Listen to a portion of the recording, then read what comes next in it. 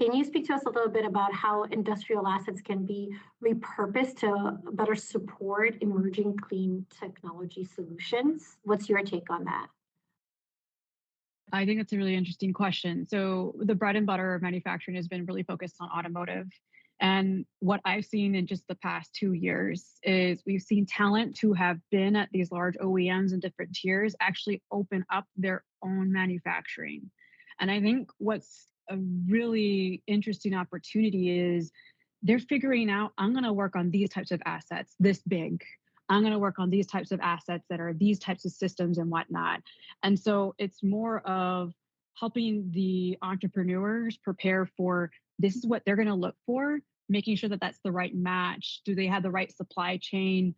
And helping also the manufacturers, if they're going to be dual use for defense, they're going to need additional resources to help educate and prepare for ITAR, for example, or they need other introductions to other groups to help be able to have the right supply chain to support a tech company that they're working with specifically. So it's building on the current manufacturing groups that are here. We're seeing new types of manufacturing groups emerge and kind of really meeting the need and being the boots on the ground for supporting entrepreneurs.